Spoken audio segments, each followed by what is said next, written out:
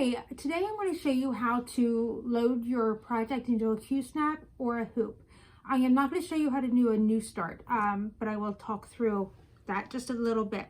I'm a big proponent on using the right Q-snap for the right job. So total personal preference, this is just me. I don't like to have any of my projects scrunched up in the Q-snap. So you'll see this one is right on the border. It's right underneath of it, so I don't feel like it's actually getting squashed. As it grows, I am actually going to add extenders and make it, well, put in a 17, because right now this is a 14 by 14. Q-snaps come in 6 by 6, 8 by 8, 11 by 11, and 17 by 17. And then they make these 3-inch extenders. So I took my 11-inch and I now have a 14-inch by 14-inch square. And if you want to know why I don't have it at 17 right now, is because I like to have it closer to my body. So as I get to the bottom part of it, it'll be closer to my body still. So reaching way out here, especially on a 14-inch width, is a struggle. So when I get to be lower in the project, I will do that. But anyway, I used to put my Q-snap underneath my project, but what I found is then I was like my stitching would be up against the wall and would get dirty. So now I wrap it this way. You just put it in here and I do my across first or top to bottom first, it doesn't matter. And yes, this is falling over, but again, I put it up high because I'm done with that and I'm working down here. So I don't care that that covers it. I do not want to scrunch it up there. That's again me. People will wrap them up in grime guards. You can see I did that to this and it's all wrinkled. I'm using hand-dyed floss. I can't wash this when I'm done. Not sure if my fabric is color safe or not. But if you want to know how to use a grime guard, I did make one. And I'm just going to put it on the traditional way. I am not going to scrunch. I'm not going to scrunch my fabric into it. This keeps your project from getting dirty. But again, I'm holding onto Q-snap, so only my fingers are touching that. And I wash my hands every single time I stitch. Let me put my stitching up in here. There's my grime guard. So then I'll just throw that down when I'm stitching it again. That is absolutely not in my way. I also grabbed one of my 11 by 17s. And I mix and match. Oh my goodness. I'll do a 14 by 17. I'll do a 6 by 11. Whatever my fabric calls for. And this one's a little bit tighter.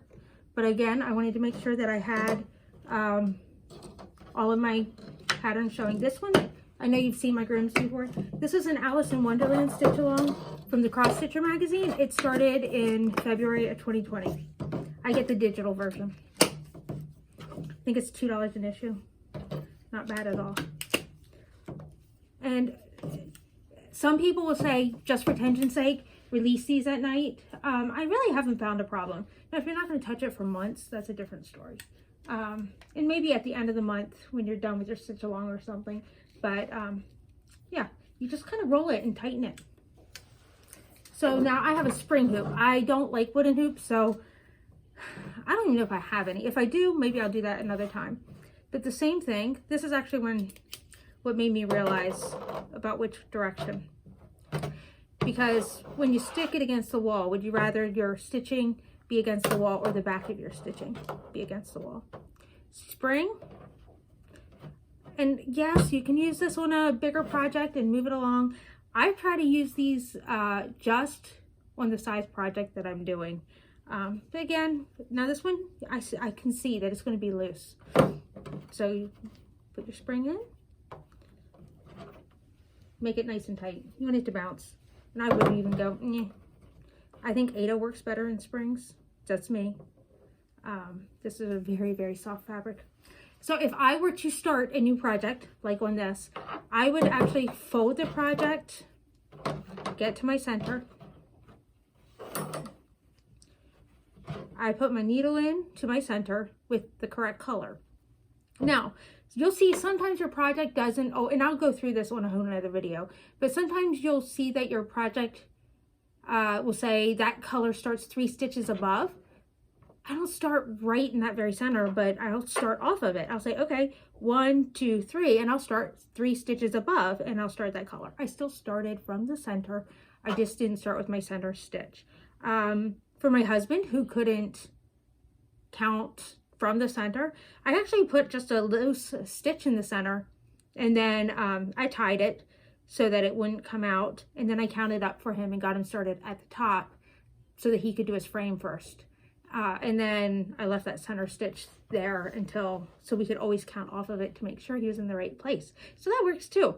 When I'm working on something large like a HAID where it's full coverage, I actually measure down to the first stitch and I work my way down on that. But anyway, you find your first stitches. I always put my first stitch in, bring my needle back through, and then I will load my fabric into either my Q-snap or my spring. I did better. And on my big projects, I actually use a squirrel rod. That takes a lot more work and everybody doesn't use them. So I will do a whole nother video at another time. I wanted to do this while I was dressed up because, you know, my hair actually looks decent today.